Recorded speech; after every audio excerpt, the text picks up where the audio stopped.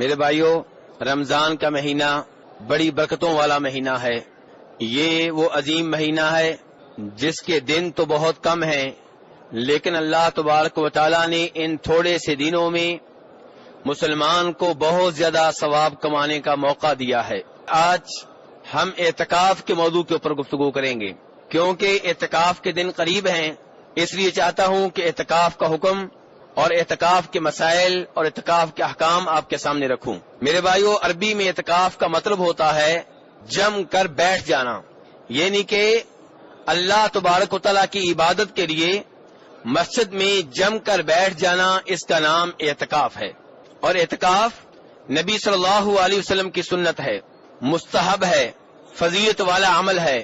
جناب ابو ہریرہ رضی اللہ عنہ فرماتے ہیں کہ نبی صلی اللہ علیہ وسلم ہر رمضان میں اعتکاف بیٹھا کرتے تھے، 10 دن اعتکاف بیٹھا کرتے تھے، اور جس سال آپ فوت ہوئے اس سال آپ نے 20 دن کا اعتکاف کیا۔ اور افضل اعتکاف رمضان کے مہینے کے آخری 10 دنوں کا ہے۔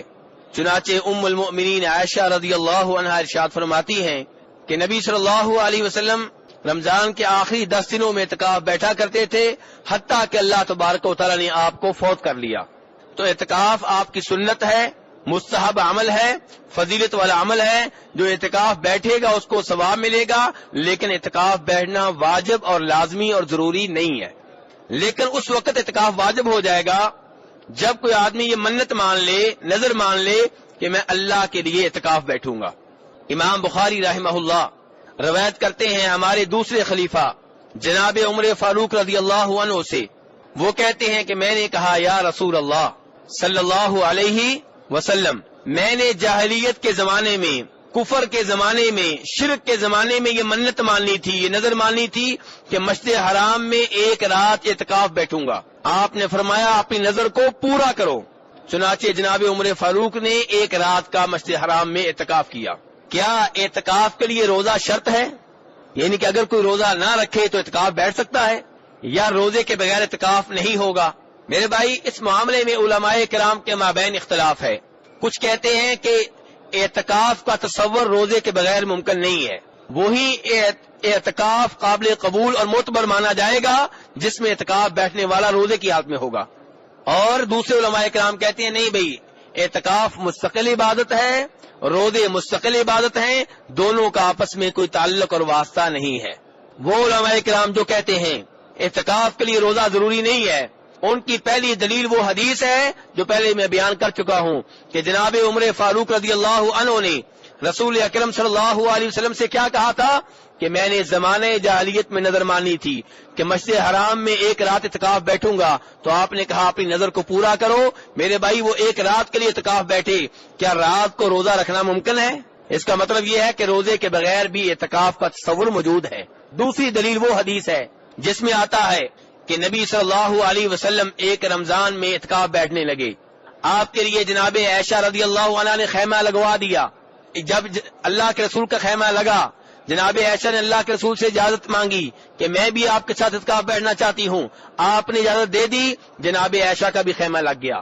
کتنے خیمے ہو گئے؟ 2۔ تیسرے نمبر پہ آپ کی ایک اور بیگم جناب حفصہ رضی اللہ عنہا نے بھی خیمہ لگا لیا۔ چوتھے نمبر پہ آپ کی ایک اور بیگم جناب زینب بنت جحش نے بھی خیمہ لگا لیا۔ نبی صلی اللہ علیہ وسلم جب صبح کی نماز پڑھ کے اعتکاف بیٹھنے کے لیے خیمہ میں داخل ہونے لگے، دیکھا کئی خیمے لگے ہوئے ہیں۔ آپ نے کہا یہ کیا؟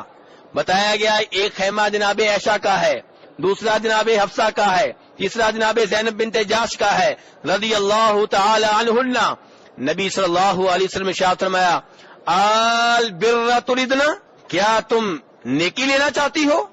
یعنی کہ نبی صلی اللہ علیہ وسلم اس اندیشے میں مبتلا ہو گئے کہ ان کا پروگرام اتنا عبادت کا نہیں ہے جتنا چکر ہے اللہ کے رسول صلی اللہ علیہ وسلم کے قریب ہونے کا۔ یعنی کہ اعتکاف کا ثواب کا جذبہ کم ہے، یہ جذبہ زیادہ ہے۔ یہ اندیشہ ہوا جناب رسول اکرم صلی اللہ علیہ وسلم کو۔ چنانچہ آپ نے کہا ما انا بمعتکف، میں اعتکاف نہیں بیٹھوں گا، اور آپ کا خیمہ جو ہے وہ وہاں سے ختم کر دیا گیا۔ پھر آپ کی بیگمات نے بھی اپنے خیمے ختم کر لیے، اور مسلم شریف کی حدیث ہے کہ آپ نے اس کے بدلے میں شوال کے پہلے 10 دنوں کا اعتکاف کیا۔ شوال کے پہلے 10 دنوں میں سے پہلا دن کون سا ہوتا ہے؟ عید کے دن روزہ رکھنا جائز ہے؟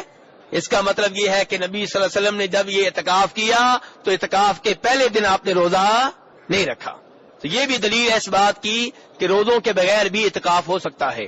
اب کہنا یہ چاہتا ہوں اس گفتگو کا مقصد کیا ہے؟